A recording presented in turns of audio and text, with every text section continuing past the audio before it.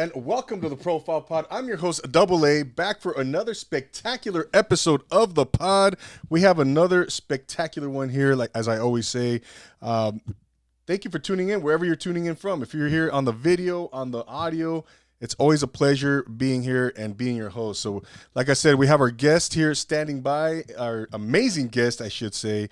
Don't forget to follow, like, share, subscribe to the podcast. Subscribe to the channel on YouTube. Show some support. Show some love. If you like what I do, then show. That's one simple way to show some love. And you guys do a lot. You do a great job of showing the love and support. So I appreciate everybody out there and for doing that, showing the support. So I'm going to continue to bring on great content, great guests. And so, it's again, that's always fun to mention that. This podcast is sponsored by Henry's Frames and Posters. As you can see, I have this beautiful, beautiful painting right here. And go check out Henry's Frames and Posters. I will put his link in the description below so you can go check him out on Instagram. Go check him out. He's got paintings, he's got posters, he's got amazing products and merchandise. So go check out my man Henry's Frames and Posters. Thank you so much, Henry, for being a sponsor. Also, we have Ray's Energy Drink. If you're looking for a legit energy drink, go check out Ray's Energy Drink. Zero sugar. It's amazing, man. This is legit. It tastes so good. It doesn't give you that crash like a lot of other energy drinks do. Go to Rep Sports on Instagram. Place your order. Tell them Double A sent you. You'll get 15% off with the promo code PROFILE. So go check out Ray's Energy on Rep Sports. I'll also place their Instagram contact in the description below. So Ray's Energy Drink, baby. Go check them out. This is the podcast that brings on individuals who are doing extraordinary things in life that inspire the human spirit. And our guest today is doing just that. And if you ask me, she's doing way beyond that. This young lady, I didn't meet her that night, but I saw her for the first time performing in a Simi Valley show right down the street. And she's here. She's originally from the 805. Well, she spent a lot of time in the 805. Ladies and gentlemen, this is our performing artist, the one, the only, the super talented Bonnie Blue. Right here. How are you, Bonnie? Welcome. I'm so good. Thank you so much for having me. I'm really excited to be here. Oh no, I've been waiting for this one, Bonnie, because like I said, I saw you at that event. And I was telling you earlier, and I said, man, this girl is super talented. I was just really blown away that night by your performance. Thank you. Absolutely. And shout out to the other two artists that came on stage with you that night. Shout out Hollow Visions and Kiddo. They were amazing. Yes. Amazing. Yes. Amazing show that night all around. Yes. It was really fun to be back home in the 805 and Mike Bless and Marlon D. And, Clever DJ was there that night, which in a lot of ways, he's the one that kind of discovered me and pushed me to do shows. Because when I met him, I was kind of in the thick of a corporate career and not really doing anything publicly. Like, I lived with musicians and we jammed all the time and everything, but I wasn't doing shows myself. And he really kind of lit a fire under me and was like, you need to do this. So it was really cool. I hadn't seen him in probably like 7 years. Who was it? I'm sorry. Clever DJ. Okay. Yeah. Shout out to Clever. He's from the 805. Yeah. And here you are. He put me on my first show. Awesome. Yeah. But,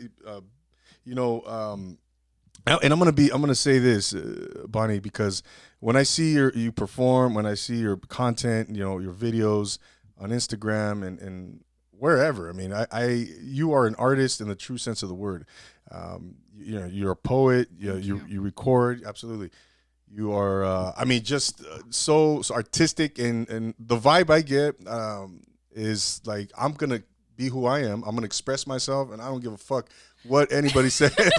So that is. I'm glad you're an inspiration. People are getting it, because that's exactly what the fuck I'm doing. And you know what? And you say that, I'm like, you know what? She is freaking right, man. But in all reality, it's taken me a long time to get here, and I've gone through a lot to get to that place of being like, you know what? I am just gonna be me, and I'm gonna create the art that I want, and whether whatever anybody thinks of it or whatever time may pass between the time of me releasing music or doing art, like I'm still an artist, and I'm gonna do it, and I love it, and I do it from my soul and my heart, and it means something to me. And ultimately, like, I really appreciate your intro, and because I would like to be known as someone that is inspiring to people and thought provoking, and really just, I'm here to tell my story, and I know that, like, I've been through things that have been a real struggle at certain times, and I want to share those stories because I know that's inspiring to people. That's one of the things that really has kept me going, is knowing that I have the ability to inspire others through sharing my story and creating art. Like, I have a selfish need and want to create art because I love it and it's therapeutic for me, but sharing it with the world and knowing that it can have a positive impact on other people's lives is really what keeps me going. Yeah, no doubt about it. And the song, the remix, I think it is, "Do Not Disturb." Yes. That video, I mean, gosh, that is. I mean, I think I commented on the post, and I don't. Yeah, it just gets you. It just, oh my goodness, I don't even know how to describe it. It just brings up, for me, it really touches my soul deep inside, and it really, and it gives me that intro, that voice, that harmony, or I don't know if I'm being technically correct, but the way that song starts, it just reminds me of that. It just gives me nostalgia. That's the word I'm looking for, and it reminds me of like a '90s. For me, it reminds me of a '90s hip hop song, and maybe like a De La Soul ish. It's something like that. But it really takes me back, and for me, it was like reminiscing about I love my that. teenage days, and just early on in life, and just made me think. Like you said, it's very thought provoking, and um, let's talk about that song a little bit. What's the inspiration to "Do Not Disturb"? So, I love that it was so nostalgic for you, and that's like super beautiful to me. "Do Not Disturb" is really a song that came about. The original is a Drake song, and Oh, it was off of his More Life mixtape, which I'd never really gotten into. And I am a Drake fan, and I usually like have listened to his things, but the More Life project I didn't really get into. But that song came on Spotify through a random shuffle, and like his song and what he says in that song and the cadence of everything, that's really what inspired me. I was like, I love this beat, oh, and the things that he says in that song really inspired me to write my own. And I wrote that a couple days before New Year's, and when I wrote it, I was like, I want to. My goal was like, I want to write this, and I'm going to do the live perform. I'm going to record it, and I'm going to do the live performance on New Year's so that I drop this on New Year's Day. And it just didn't happen like that. I recorded the song, but I wasn't ready to do the live performance yet. So I recorded the song, but I was actually getting. I had heard the beat, and I started because the beginning of his song, I start in a similar way. He he says, fuck, I forget what he says, but like the way that I say the timing though, had to go back 7 years to find my flow. I'm like copying his cadence. I'm not copying his words, but I'm copying his cadence. Gotcha. And that's where it started. And then I was literally at the salon getting my hair done, and I wrote the rest of the verse. So I didn't even actually write it to the beat.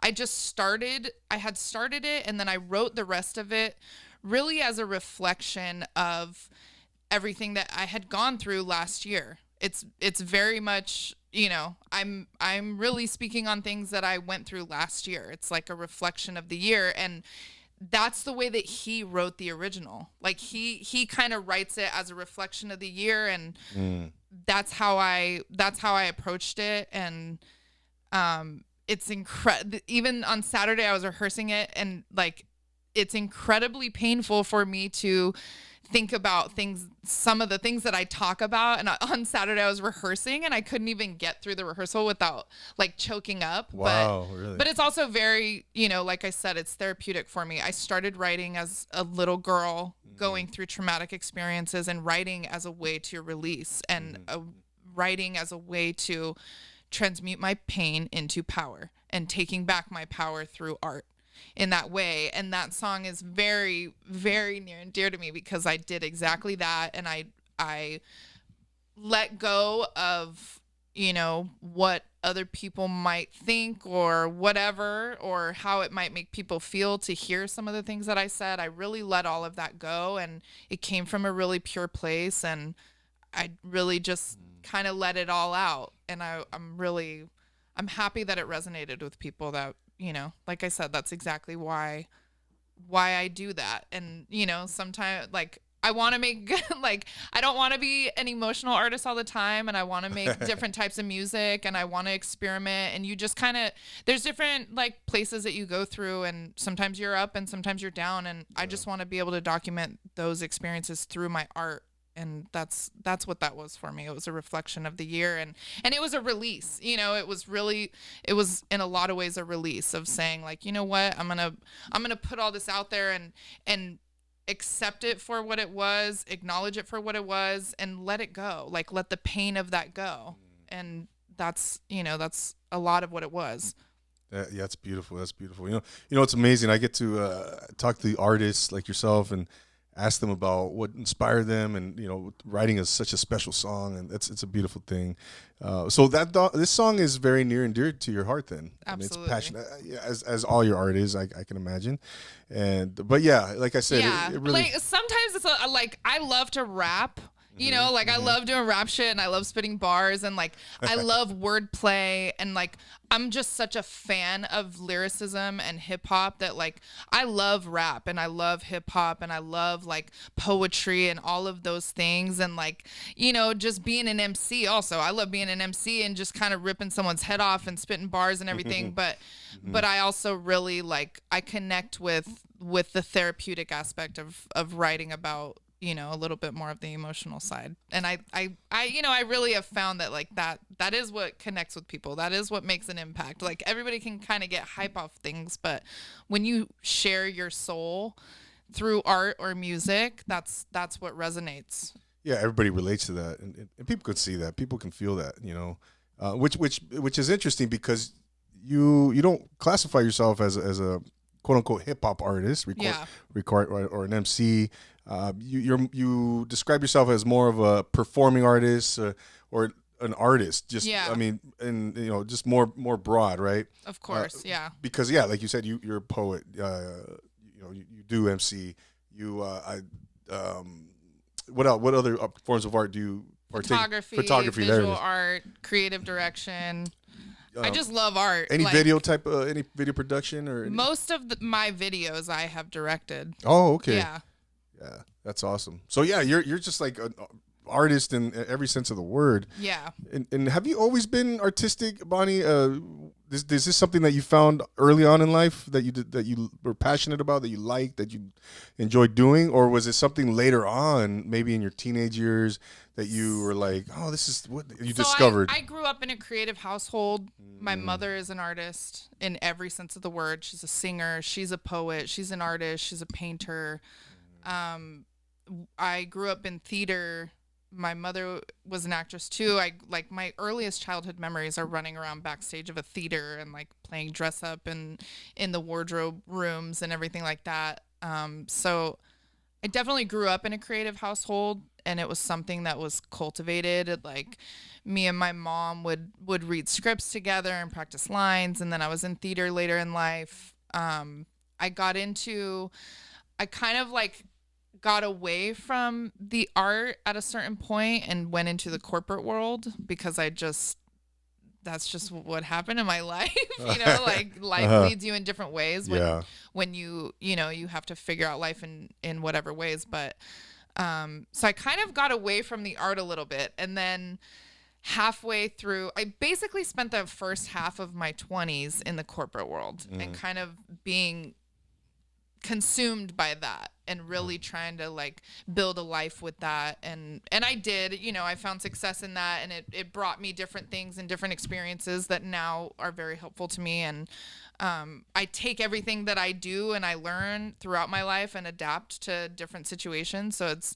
you know, it's never a bad thing. It gave me a lot of knowledge. But it definitely took me away from art. And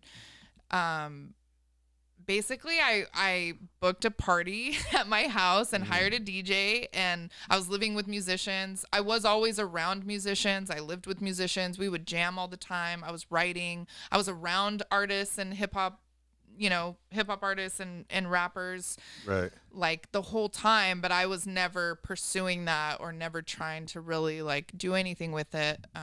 But I hired a DJ for a party, and ever since he saw me rapping and singing at that party, he was like, you need to do this. You need to do this. You need to do this. And so for like a year, Wow. in the beginning though, I was still very much in the thick of my corporate career. And I really like, I grew up, you know, like I grew up like poor in trailer parks in Arizona half the time with my mother. And then the other half, I grew up with my grandparents, and they were millionaires. They owned dry cleaning businesses all over California. So I was like exposed to both things. And, but I really always like, as much as I struggled, you know, living with my mom, or my mom was struggling, like I always really respected her as a hard worker and the artist that she was, you know. Gotcha. And then on the other side, like I saw the hard work that it took to run businesses with my grandparents and everything. So I kind of saw both of those things, but I just knew I had to build a life for myself. And finding success in the corporate world at the time that I did, I really was like, wow, I really like found something, and I built a life for myself, and I reached salary places that I never thought I could get to in my 20s without a college degree, and I found all the success. But ultimately I just really got to a point, and it kind of was at the same point where this person and people around me were kind of like, well, why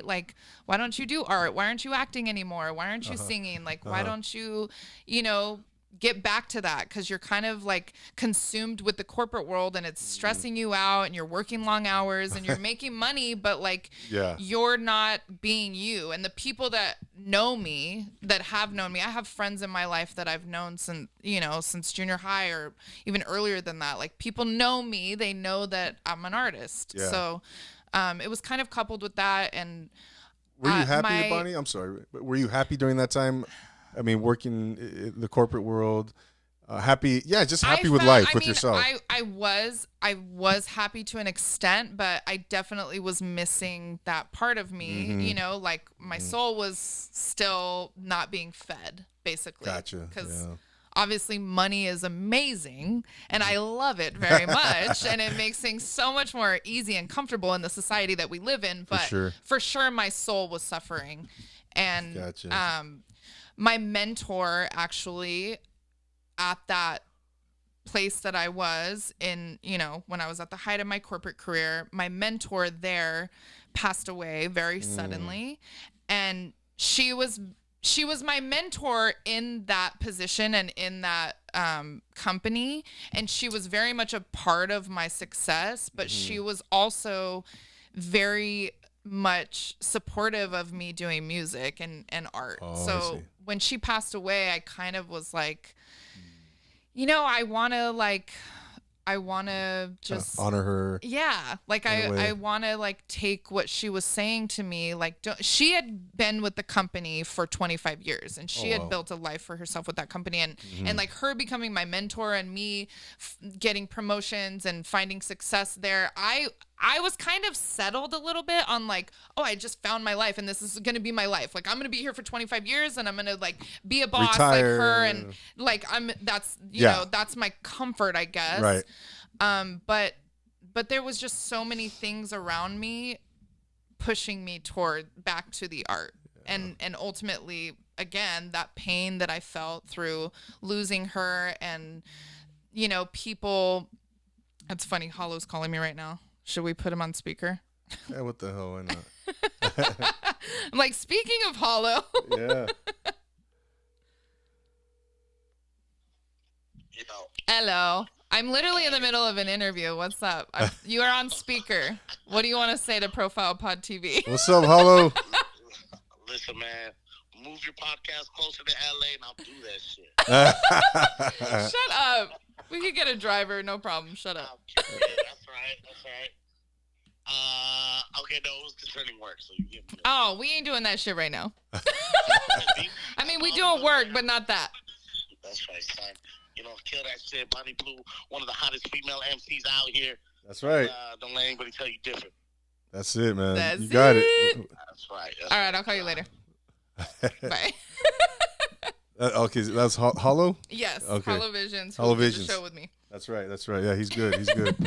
Yeah. But yes, I just kind of found my way back to the art. And I eventually, about a year, I started rocking shows, and then I was still working my job. And about a year after I started doing shows, I was fired for a very From that company? From that company. Oh, wow. Just before my 5-year mark, and it was a very unreasonable situation, but whatever, it sent me on the road, literally sent me on the road, and I completely did a 180 of my life. I went from being completely secure, having a corporate career, a house, a car, everything, and I just bought a new car. Let that get impounded. I put all my stuff in storage. The storage unit got fucking auctioned off because I stopped paying it, and I literally just went on the road and started doing 2 to 3 shows a week. Wow. Okay. And kind of just found my voice and found my artistry again on the stage and through writing and through collaborating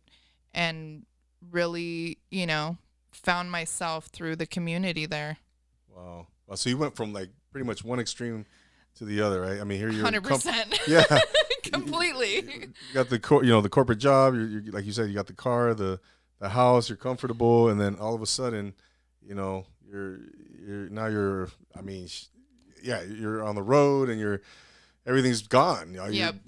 I mean, what was that? What did you learn from that experience, Bonnie? I mean, ultimately. Ultimately, I think some of the things that I learned, you can only run from yourself for so long, because there was a part of me that was running from myself and certain things that were going on in my life and pain and trauma that I had experienced with losing my mentor, and my mother was in the hospital, and I kind of it's interesting because it's it was the complete juxtaposition of me losing everything and that being completely traumatic, to also finding a lot of myself through just allowing, just kind of allowing that to take its course. And, I think the biggest lessons for me that I've learned in life, for me, I know that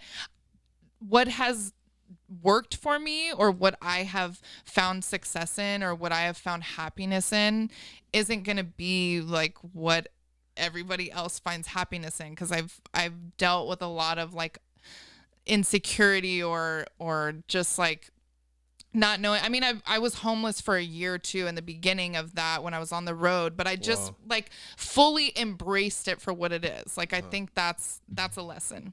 You have to embrace what is happening and go for it. Mm-hmm. You just have to go for it, and kind of when something is kind of calling you and you want to do something, just fucking go for it. Right. Whether, and in a lot of ways, that was its own roller coaster, and my life as an artist in a lot of ways kind of took on a life of its own. And I don't feel like I really had control over my life as an artist until very recently. Wow. Really probably until the last couple years, I really started to take control of it. Oh yeah, this is me, and I have control over this. This is my art, and I'm doing, because in a lot of ways I was just I was getting booked for shows, and I was just traveling, and so it was kind of all dependent on other things. And somehow I pulled an album out of that time, and just collaborations, and I did my best to continue to grow, but that's life. Like, I think you have to like sometimes take risks and do things that you're really fucking scared of doing, and sometimes you have to let go of everything to see what's on the other side of it. I feel you. And, you know, and a lot of people don't ever. They just stay in that safety net, right? They don't do that where you just described. For sure. They don't take that leap of faith. Most people don't. Most people don't, right? Most people don't. And, you know, like, I'll never be able to like go back and not do what I've done. So it's like, I don't know what that's like. I don't know what it's like to not like fuck up and take risks and fail and like look at yourself and try to like figure some shit out because you're just trying to like do art, you know, like ultimately that's kind of like the journey that it really has been. Like I've worked since I was 14 years old and I've been on my own since I was 16, and like I have that like sense of just like I need to work to build a life and like have security, but I also am very much, especially now, I'm just like, I just want to be an artist though. Yeah. Like I need to figure that shit out. But there's also like other things that I understand. I'm older, so it's like I understand I can build businesses off of the things that I enjoy doing. Exactly. I build a boutique because I love fashion and I love jewelry and I love sunglasses, and I can build a boutique by doing that, and I can have a podcast and I can get sponsorships, and you know like there's just different things that you learn as you get older, where in the beginning though I was literally just like gone with the wind. Yeah. I was just like I'm letting life fucking take me on this adventure, and I love that though. You know, sometimes you have to do that, and sometimes the greatest breakthroughs come because you allow that to happen. Absolutely. Oh, 100%. You know, there's mornings I wake up, Bonnie, where I'm like scared as shit. You know, I wake up like, you know, as an artist, you know, I don't know why. I just wake up like, what the hell? You know, what am I doing? Yeah, right. Always. You know, where's this gonna take me? I don't know if that ever goes away. Yeah, that's interesting, right? I don't know if it's the uncertainty of things. And then Do Not Disturb happens, and you're like, all right, I'm doing exactly what the fuck I'm supposed to be doing. That came through me. That's awesome. Yeah, right? You have those moments of clarity where like, oh shit, okay. Yeah, I mean, this is exactly where I'm supposed to be. I mean, for sure the last half of last year, because the previous 2 years I was working with some people, and you know, I was in a group with people and we were working on things, and it just didn't work out. You know, it really just didn't work out. And when that happens, it's like, fuck, like, oh my God, I have to start over. And like, in a lot of ways, I just like kind of always wanted to be in a group. But I kind of always wanted to be in a group and do my solo shit, but like being in a group is fun because it's just like different energies that you bring in. Right. But for sure, I went through that where it's like, fuck, I don't know what the fuck I'm doing. I'm scared if this is ever going to make sense to me again. Yeah. But I think that like the biggest thing as an artist, you just have to keep creating. You just have to keep doing it, and eventually those moments of clarity come where you're just like, oh yeah, like this is just what the fuck I do, and it makes sense for me and my life. You know, for all the artists out there, I mean, take it from Bonnie. Hearing you say that is like so comforting to me. You know, as an artist, you know, because I'm an actor too, and I do the podcast obviously, and you just keep going, keep moving forward. And you hear it all the time. It's almost cliche, but it's damn true, man. It's reality. It's 100%, 100%. I'm really bad at that, you know, but I definitely, I know that those moments of clarity come when I'm just like, you know what, I'm just gonna fucking continue creating. I'm gonna continue writing. I'm just gonna keep doing it, and as you do it, the path kind of shows itself to you. Leap and the net will find you. That's a theater term, right? I love that. I think so. Leap and the net will find you. I'm pretty sure that's a theater term. I love that. Yeah, you know, it's you know, yeah, you keep going, and but you know, you spent a lot of time in Oxnard. You know, yes. You moved around a lot. Much love to Oxnard. I mean, Oxnard, in a lot of ways, like I grew up a fan of hip hop. I spent time in early 90s as a kid listening to golden age hip hop, and I was in love with it then, but then I went through all kinds of other shit, punk rock and just different types of music. Like I just grew up listening to all kinds of different music, and shout out to my mom because she has the best taste in music. But okay, shout out to mom. Shout out to mom. I love you, mom.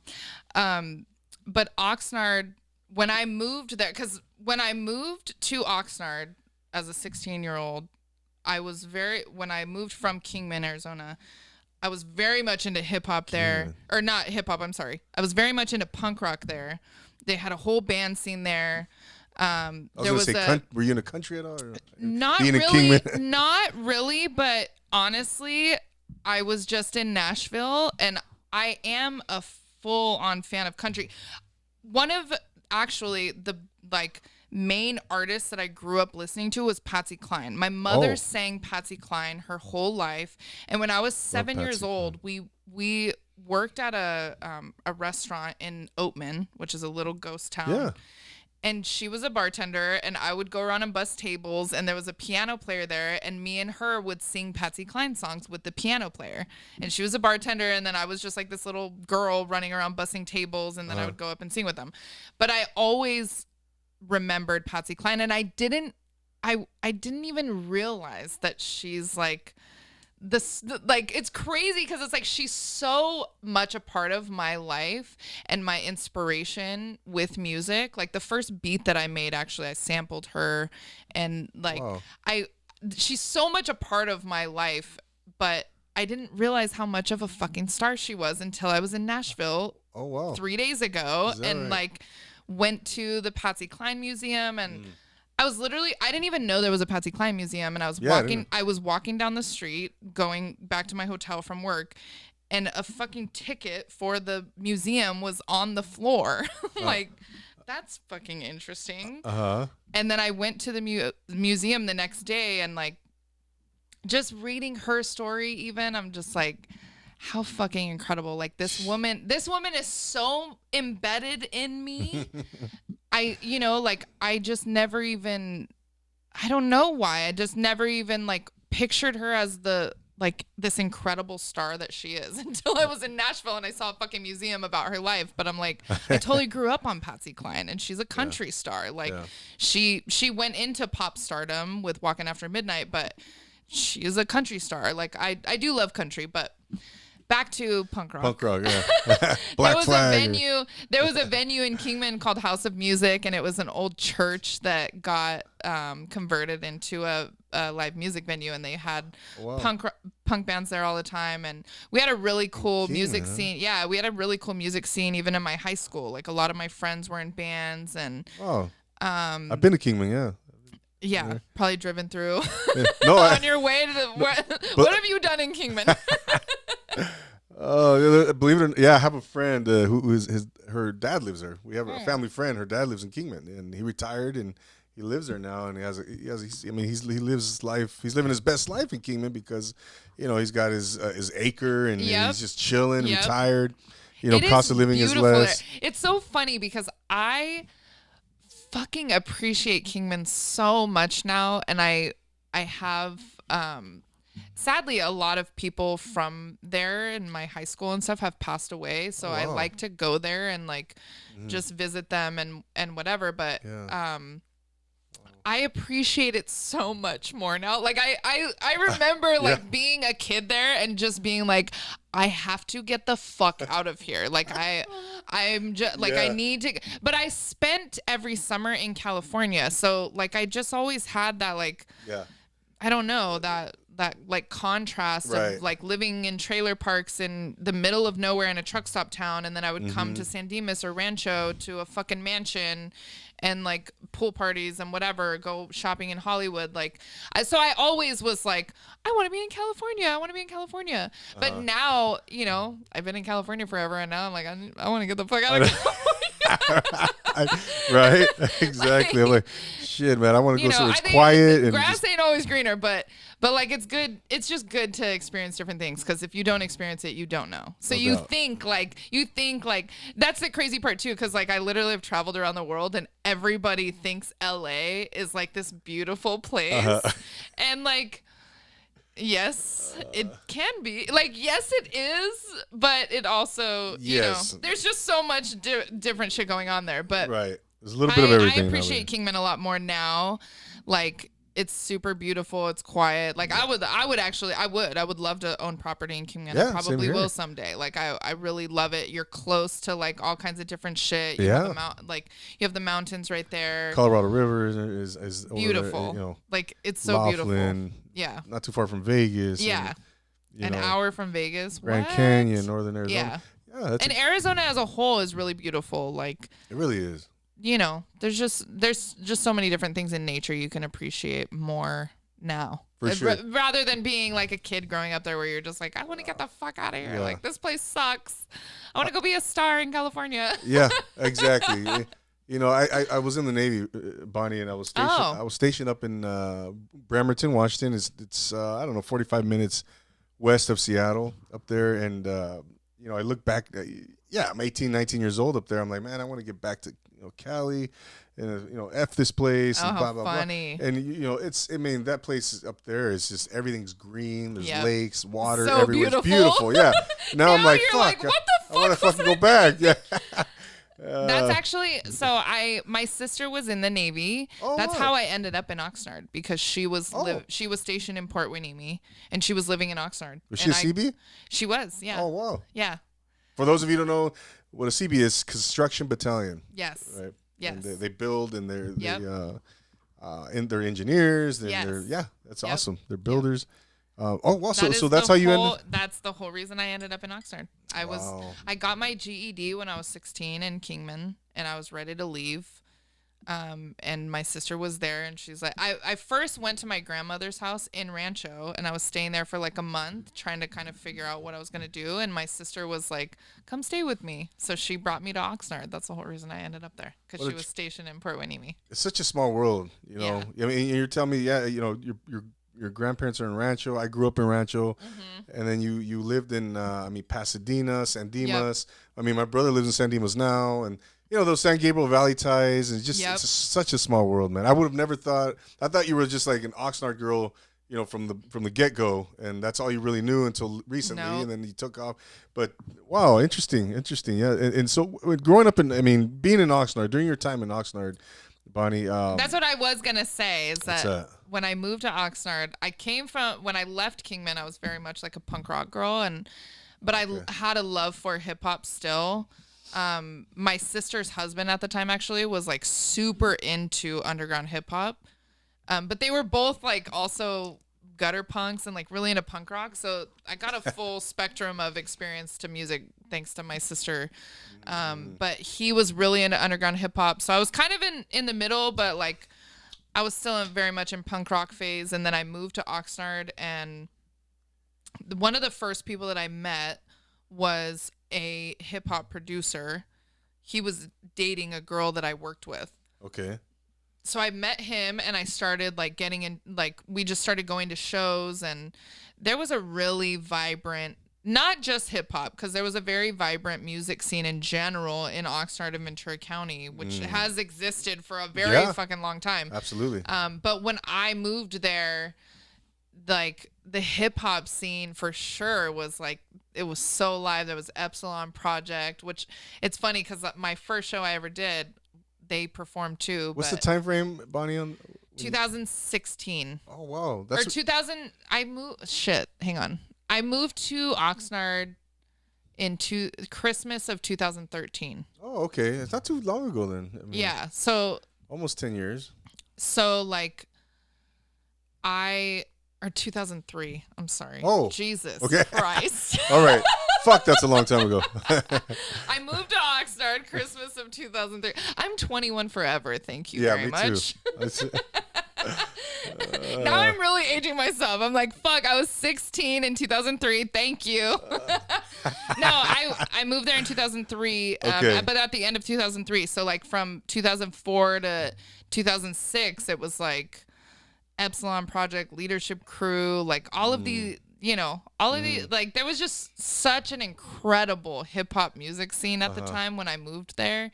But I never was like, I was just a fan. Like I never thought that I was gonna like do shows or anything. Like I would be with people and I would be writing in the studio and I sang hooks on other people's tracks sometimes, but like I never, at the time it's like I never thought that I would be doing music myself. Yeah. Which is kind of crazy now because I'm like, now I'm fully in it and I'm like, oh yeah, this is just what I do. Right. No, Oxnard for me is, I mean, I love the town. I've worked there now for 7 years, my day job. And I was telling you guys earlier, I never ventured out this far, west, the farthest west that we would ever go is San Fernando Valley. Mm-hmm. And then, so see me in this way, this far out, it was just like it's a little bit more east. Yeah, right. It's just it was just another world for me. And then now I'm working in Oxnard over the past 7 years. I've grown to really, really appreciate that town. Oxnard. It's a beautiful place. It's funny because it's very unique.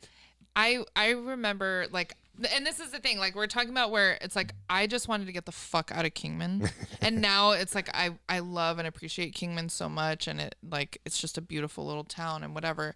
But like going to Oxnard, where I lived a couple blocks from the beach. I came from like a truck stop town living in trailer parks, and I moved to Oxnard where I'm a mile from the beach, less than a mile from the beach, and I'm just like, just like living it up. Like I'm in Cali and we're at the beach, but I remember in the beginning I would go to LA to go to different shows or whatever, and I remember it being a thing of being like, oh, people would be like, oh, where are you from? Like, oh, I'm from Oxnard. And people would be like, ooh, Oxnard. Like, I remember that. And I'm like, what is, like, I could never understand, like, what that was. But now I get it, where it's just like, oh, people from, people from different places just think of other places like they're a shithole because they've never spent time there or they just have their own experience with it or whatever. Exactly. But Oxnard is so beautiful to me. Like there's so much culture and history there, especially with music. I mean, the punk rock history in Oxnard too. Like there's just so much there that I appreciate, and I'm. Yeah. Do you think what would you, when you look back now at this point in your life, what was the most influential place that you lived? Oxnard. Oxnard. 100%. Okay. Oh, okay. 100%. Musically, yes, or 100%. Just life in general. Yes, I was gonna say, like, I probably wouldn't even be here if I didn't move to Oxnard. Like I very much believe that, like, I wouldn't. I don't know. Well, I don't know, because it's like I'm an artist, so like I would have been an artist no matter what. I believe that, but like Oxnard and not just living there, but the people that I met along the way in Ventura County in those times of my life have very much been influential on where I am now. Like the time that I spent there, the people that I met, the artists that I connected with there, I mean, in all reality, it's like I did my first show in Thousand Oaks. Like, I did my first show in Thousand Oaks. I did my first, even before that, like if I take it back a few years, the first, like I did do poetry open mics a couple times when I was a teenager in Ventura. And like that was kind of like the budding of the flower, I guess, or the seeds that might have been planted. But in a lot of ways, like I did my first show in Ventura County, and the artists that I saw inspired me in a way that made me want to do that. And the people that I connected with were very much a part of my journey, where it's like, I don't know. It's like if I would have stayed in Kingman, maybe I would have been a painter or something, and I was like painting fucking desert pictures or what. Like, I don't know. Or maybe I also think of it too sometimes where it's like I definitely was in theater and I wanted to be an actress, and I still do, but like if I would have went to LA instead of Oxnard, maybe I would have ended up doing acting instead of music. But I still just appreciate the process and the journey. You know, like I appreciate my time in Oxnard, and I fucking love that place. Like I really do. Like I have such a love for the history and culture there. How often do you get back over there? I try to get up there like a couple times a year at least. Like that's not even much, but we just went up there. When did we go up there? Ventura? A month ago. Like, okay. I definitely try to take trips up there, you know, but I don't get up there. Honestly, I don't get up there as much as I would like to. Is your sister still there? Or? No, she's in Bakersfield. Oh, okay. Yeah. So I would love, like, honestly, I would love to live there. If I could make it make sense to live there, I would totally go live there. For sure. Yeah, there's some really, the people there are super wholesome, you know, just really good hearts, just really nice, polite, really good people. And, you know, I've met I work with a lot of people that grew up in Oxnard, and that's really all they know. And they're just really beautiful people. So, you know, it's a special place, definitely. I think the rumor is, or maybe it's a fact, maybe Al Capone one time visited and called it Little Chicago. Is that true? Yep. Yeah. Wow, yes. that's cool. Yeah. You know, well, there's definitely, you know, the other side of it is that there is a lot of gang culture there. Yes. And there's a lot of history there. Yeah. That lowrider culture, yes. gang culture. La Colonia.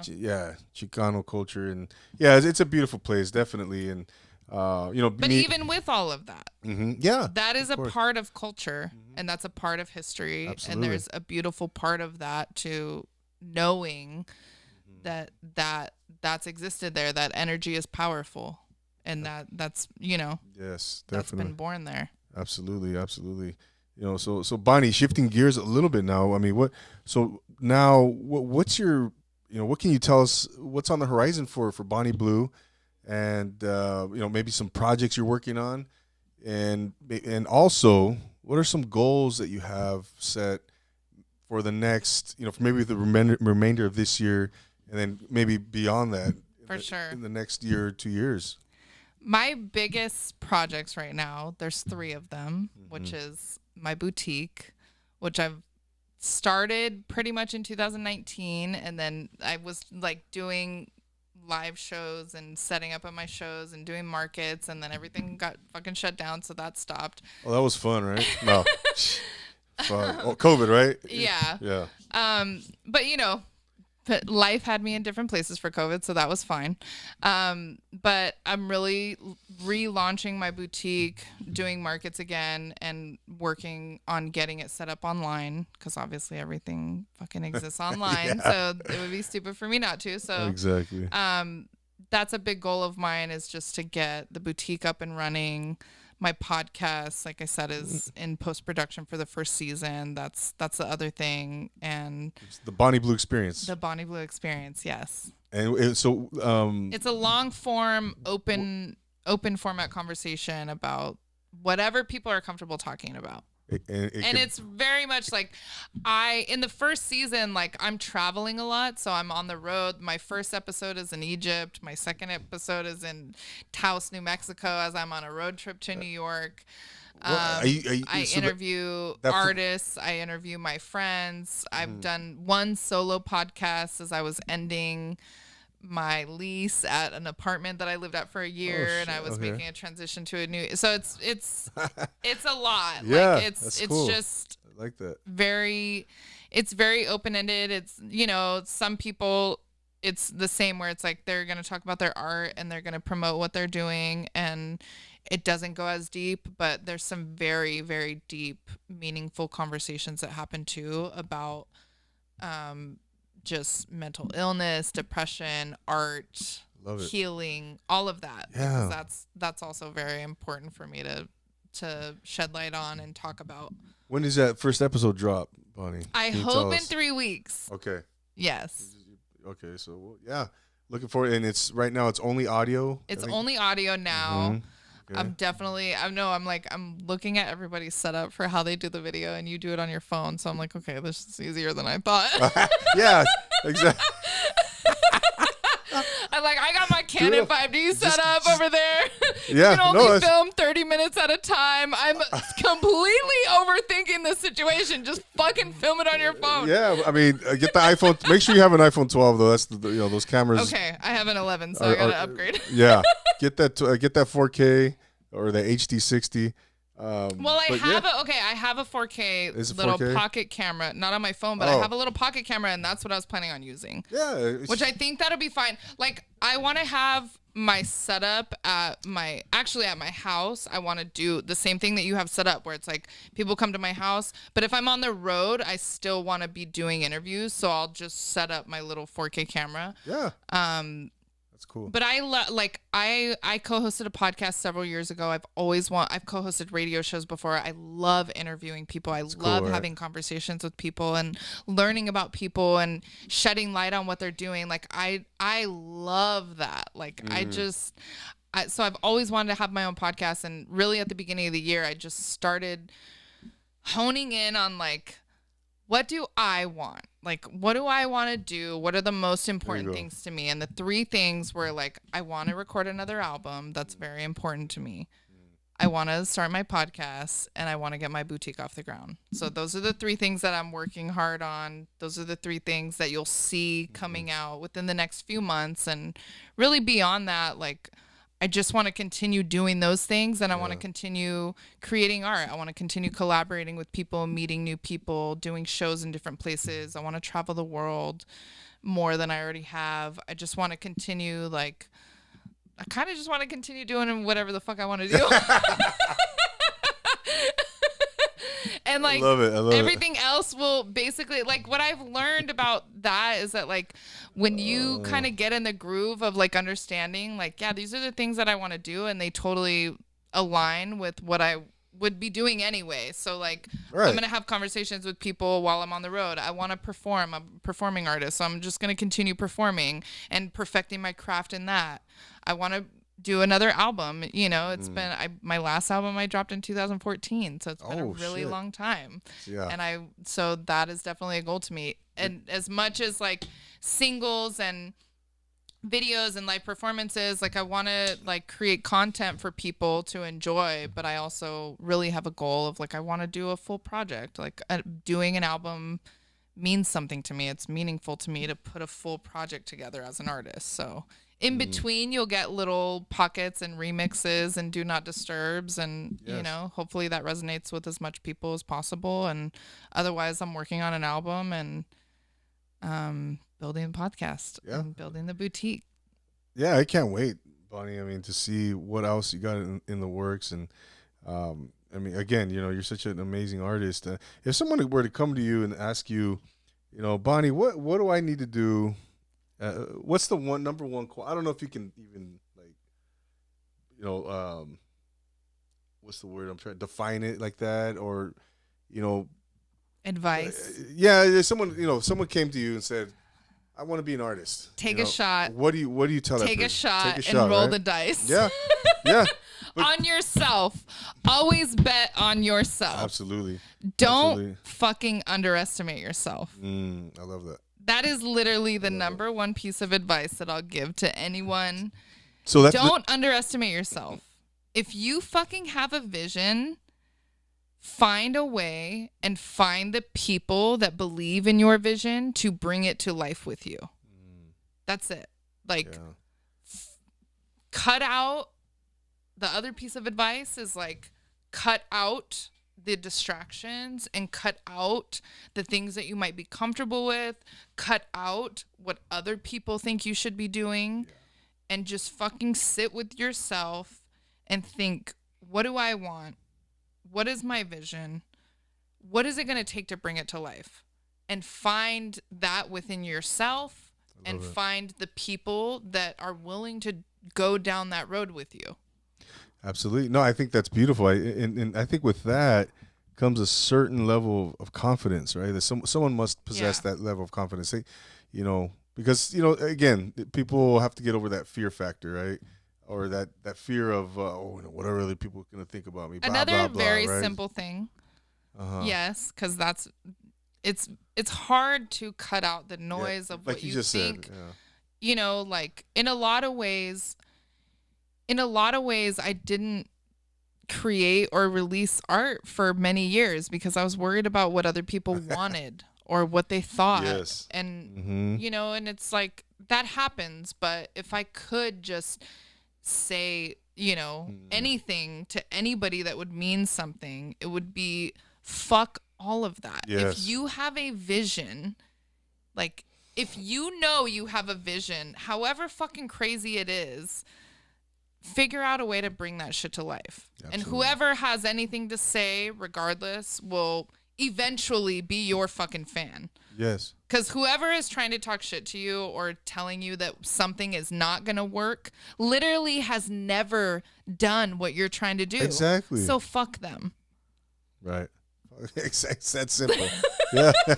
Like simple but not easy, right? Like yeah. we always talk about that. We always talk about that. It's like simple ideas, but it's not easy when emotions are involved, or it's not easy when you want, you know, it's like I've dealt with that too, where it's like you're trying to do something because you want specific people to be involved or to believe in it, but you have to understand that when you are in alignment with what you're meant to do, shit is not hard. Shit will fall into place. And Love the that. people that are meant to be in your life and meant to bring your vision to life will literally make you feel good. They'll make you feel like you're capable of doing that. And anybody else that's throwing a wrench in your shit or making shit more hard for you, making it more difficult to see the vision, or distracting you in any way, they're not fucking meant to be on your path. Like Exactly. they're literally, it's like Frogger. It's like they're just the distractions and you're just trying to get across the fucking road and all these distractions, but that is life. That is life. It's being able to identify and cut out the distractions, but that comes with being at peace and realistic with yourself. No doubt. The power you need is within you. That is the fucking biggest piece of advice that I could give. The power you need is within you. Within you. You look yourself in the mirror every day. You know what the fuck you're capable of. If you have some crazy visions that for some reason make you feel insecure, it's because it's fucking great. But you just understand the world enough to know that, like, fuck, if I share this vision with people, they're going to think I'm crazy. But guess what? It doesn't fucking matter. No great idea or invention or, like, forward motion of anything has ever come from people being silent or not sharing their ideas. Yep. Every great idea any time in life has come from someone being like, you know what? Fuck what you think. Yes. This is how I think. Yeah. And this is what I'm going to do. So go with that. I love that. Gosh. The power you need is within you. There it is. Wow. Cheers. Yeah. Absolutely.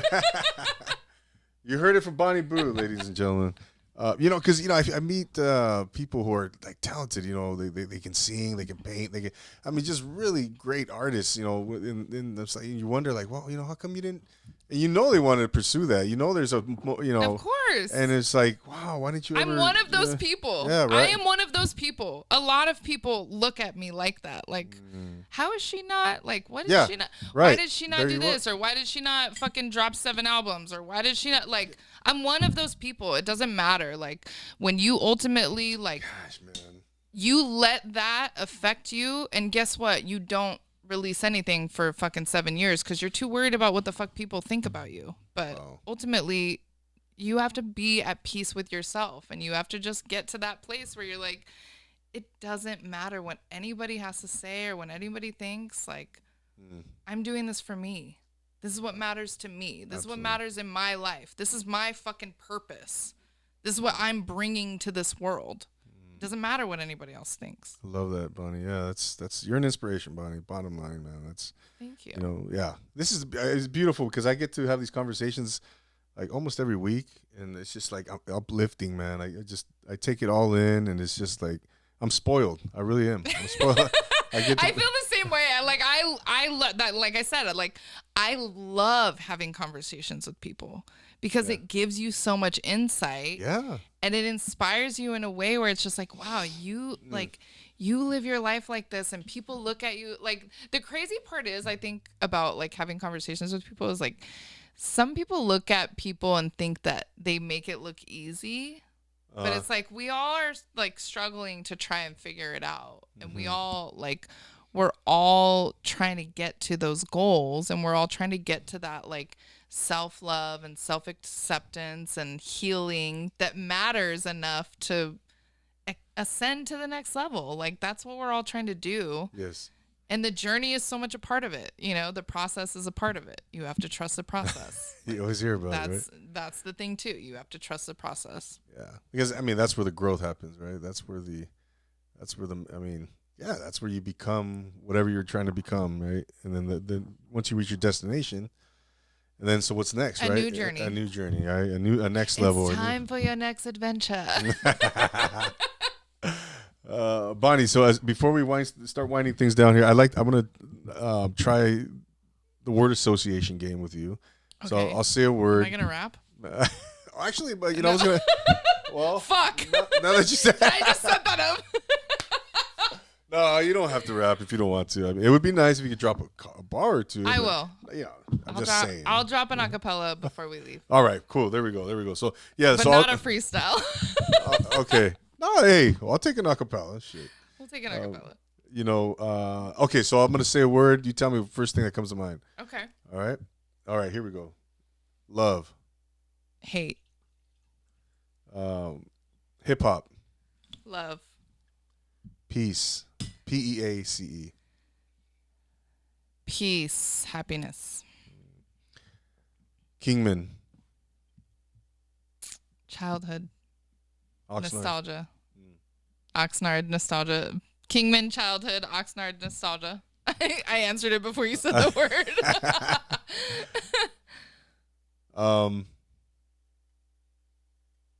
Basketball. Celtics. What? Oh my God! No! Sheila, what? Oh shit! What happened? What? You see my colors? Oh shit! Wild card, bitches! Oh my gosh, Bonnie, look at my colors. I mean, shit. And I love it though. I love it. You said the first. Hey, you said. No, you're right. Absolutely. No, that's interesting though. That's interesting. But why? Why not? Okay, I'll tell you why. So Kevin Garnett. Like, I love Kobe. And I love the Lakers. My grandmother. Yes, my grandmother. I grew up watching the Lakers. My grandmother was obsessed with them. I actually love basketball across the board. Like, I love basketball. I love every team. I love all the players. Like, I used to be obsessed with it. I used to watch it every day. I used to do fantasy basketball leagues, like all kinds of shit. But Kevin Garnett is my favorite basketball player of all time. Oh, shit. Okay. Right. And I followed him. Like, I was a Timberwolves fan. I just was like, I'm a Timberwolves fan because Kevin Garnett is there. And I followed him to the Celtics. And they happen to win the championship, and then I'm like, I'm a fucking Celtics fan. Well, and all the rest of it. And in the last few years, I will say, like, I just actually started watching it again because I'm like, they're in the fucking playoffs. My friend's like, are you watching this shit? My friend that I've like grew up with, that's also a Celtics fan, she's like, are you watching this shit? I'm like, I wasn't, but now I am. But that's why. Like, I'm a Kevin Garnett fan, and he ended up there, and that's kind of how it happened. I see. All right. Well, I'm not going to hold it against you, of course. At least you're not one of It's okay if you do. Everybody does. I understand it. I totally get it. But I am also, like, I'm gonna turn my head around. I love the Lakers. Like, I love the Lakers. Obviously, I fucking love Kobe. Like, I grew up, like, the Lakers were such a part of my life. But, like, me personally, Kevin Garnett he's my fucking favorite person of all time. Like, one of my favorite people of all time, and one of my favorite basketball players of all time. I would follow. I don't give a fuck. He could go to the fucking he could go to the Bucks with Boykins, and I'll still. Right. Did you say Boykins? Earl Boy. Oh my gosh, I haven't heard that name. Remember Ray Allen was on the Bucks? Yes. Yeah. But anyway, okay, well, yeah, that's interesting. Hey, what the hell, man? That's You know, though, basketball, like, it's really interesting how they make changes and there's synergy with people because it's very similar to music. mm-hmm. Like, the way that they put players together and the way that they Yes. fucking make magic happen is exactly the same way that of music and bands where you're just chemistry, like, right? Synergy, Yeah. chemistry. Yeah, Yeah. yeah, yeah. No doubt, no doubt. Well, I'm sorry to hear that. No, but no, it's all good, Bonnie. So yeah, drop us a couple bars, maybe if you wouldn't mind, Bonnie, before we wrap things up, and Sure. give the people a taste of the magic. A little sample size of the magic, right here on Profile Pod. You said you love me, and I know you didn't mean it. All my demons have me fiending for affection. That's the truth, and I accept it. Mm.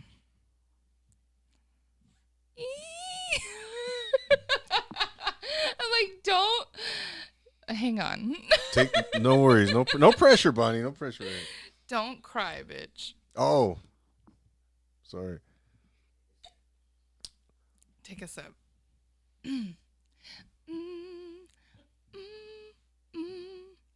Okay. I'm going to do a different one. No worries. No, you do whatever you want, Bonnie. Let's see. A new one. I've been talking to myself pretty much all my life. I've been talking to myself lately about all of this strife. Been trying to release all of these struggles on my mind. Been trying to find the time to recline and refine, not refine or resign, cause I'm never looking back. Nope, I'm never looking back. Piece of the movement, so react to that. You can take a second if you need it.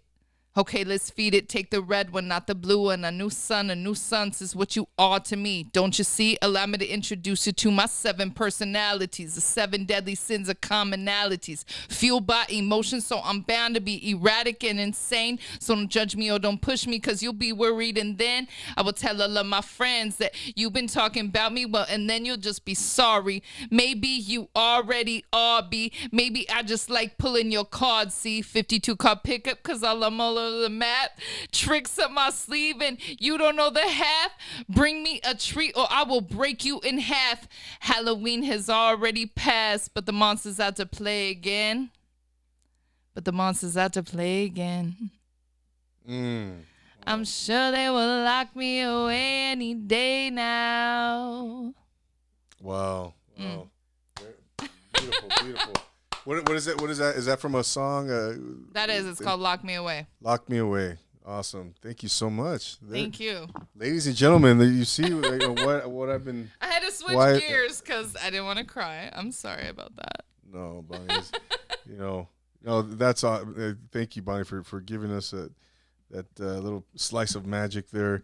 Bonnie, thank you for having me. Absolutely. Before we go, where can the good people find you? Where can they find your music? Where can they connect with you on social media? All that good stuff. Bonita Azul, Bonita Azul, is my main page. I have the Bonnie Blue Experience, also for the podcast, and Bunny Psycho, which is another different thing that we actually didn't talk about, but it's okay. Just follow me there. Okay.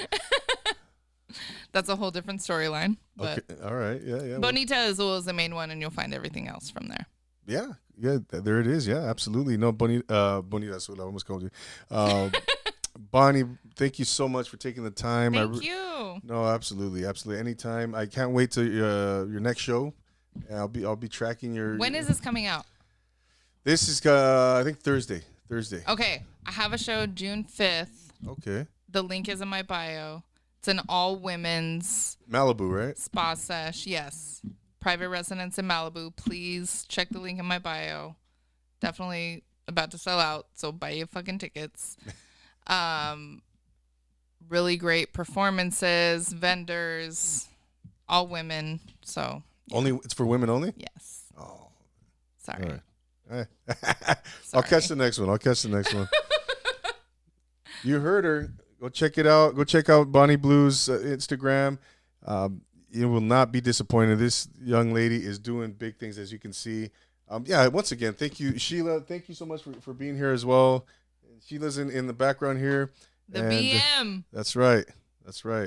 The big Which boss is lady. funny because, like, in the cannabis industry, that's called the black market, but really I'm referring to the business manager. I'm like, that's the BM right there. People are like, why are you talking about that?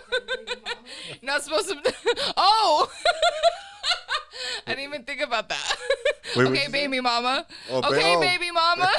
Baby mama. Ooh. I thought you were my business manager. You're about to be my baby mama.